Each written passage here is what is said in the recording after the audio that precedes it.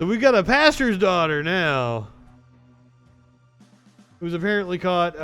Pastor Christian White's daughter-in-law, Ashley Marie Ayres, is tired of Black History Month. Where everybody is saying, oh my God, Breonna Taylor, oh my God, that guy with the big nose, I don't remember his name. But it's just like stuff that is like going on in the world that's important, but it shouldn't be highlighted on Sunday mornings here. Like that is... After all the riots and stuff, we had to do that pan. Wait a minute, on Sunday morning, she's even got the Cross Mountain Church logo. Things like social justice shouldn't be highlighted in the Christian church on a Sunday morning. Is that what you're saying, ma'am? Have you ever read the fucking Bible? I assume it's just the name of some church somewhere. Like the guys, the pastor. This is the daughter-in-law of Pastor Christian White. Cross Mountain Church in San Antonio, Texas.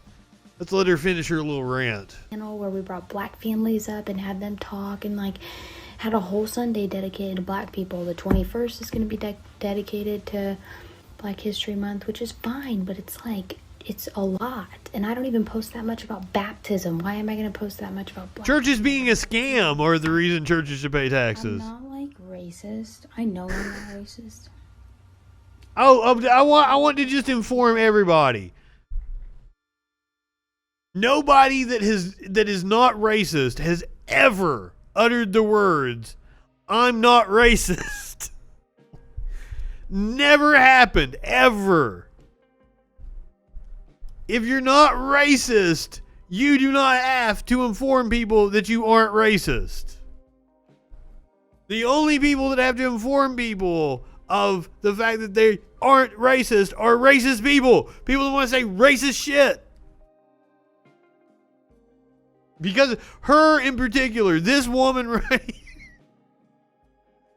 On our staff that have milked being black and Black Lives Matter and milked black people on stage, and we need to acknowledge black people, and we need Martin Luther King Day off because we're black, and if you get Columbus Day off, then like just all of that. It's like, I'm not racist, but when you take advantage of being black because you're the only black staff member or the first black staff member, it just drives me insane because our church is 99% white.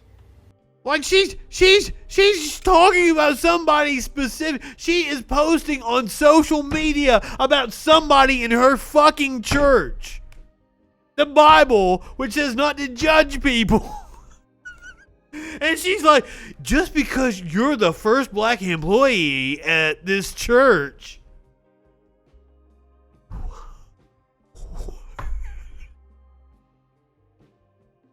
Oh my God. And like, how dumb is she?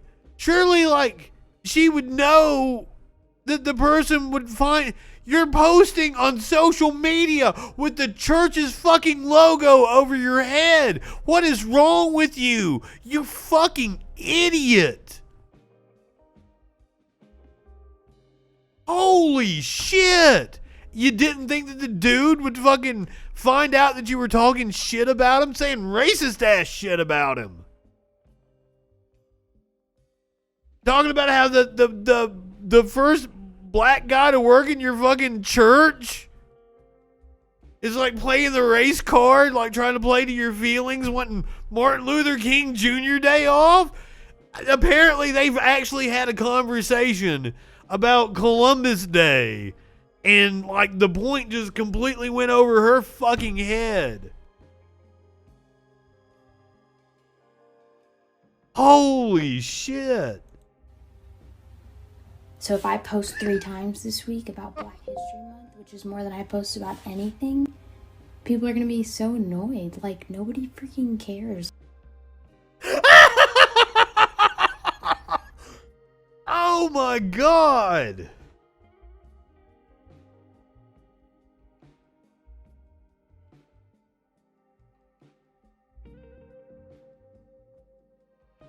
Since the video went up, the Ayres have been doing damage control.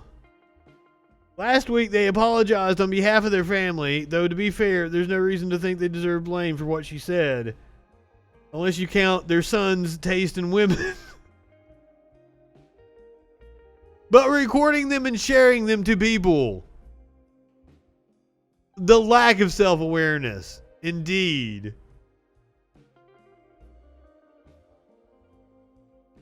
Is this the statement? Do we have another video? To stand before you. Here we go. As your pastors and as your friends, and share our hearts with you. So it's their daughter-in-law. Awkward transitions. But let's just be okay with that today. I want to read the statement that we wrote up. So this is the statement they released. Today, They're crying, trying to make themselves out to be as victims. your pastors and as your friends, heartbroken. He's so We're heartbroken sad. for a number of reasons. You got First reason that got we caught are up in a heartbroken scandal. is there have been some things said this week through video from one of our family members that have hurt so many people. People that we know and love, people that we work with.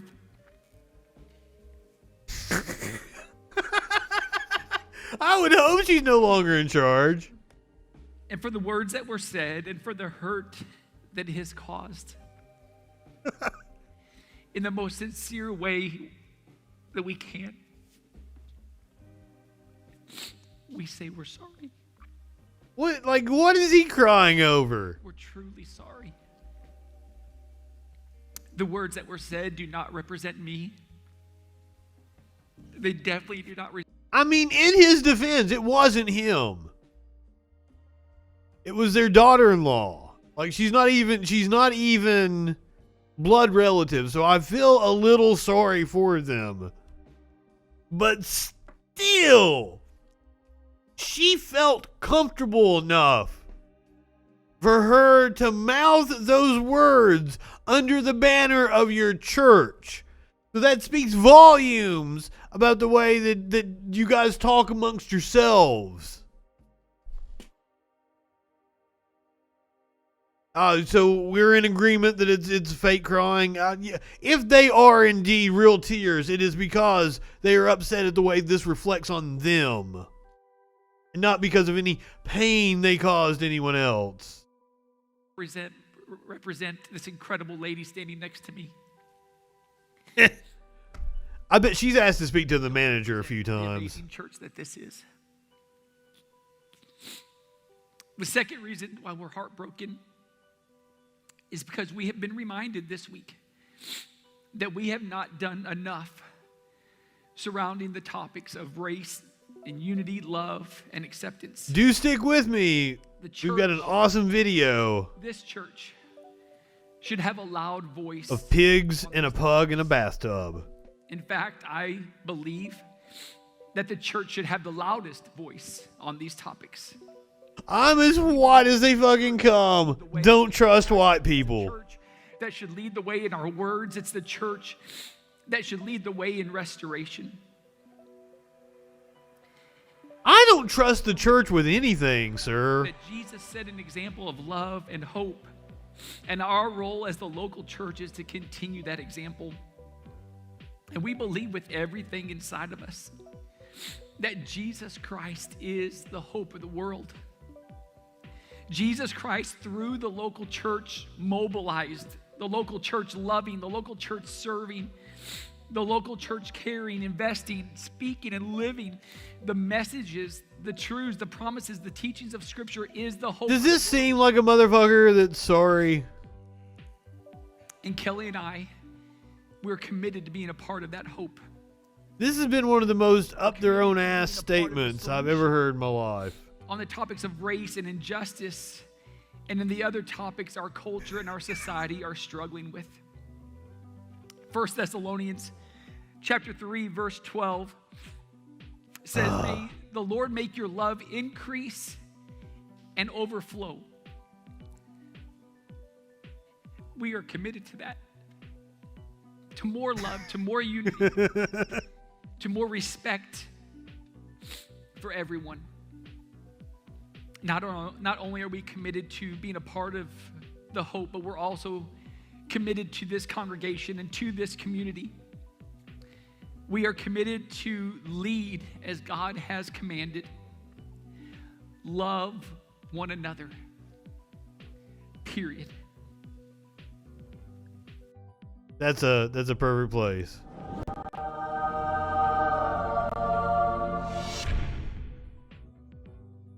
God is not a lie. I am God himself. Probably. He's absolutely for a punitive punishment when it comes to everybody else, but not for him.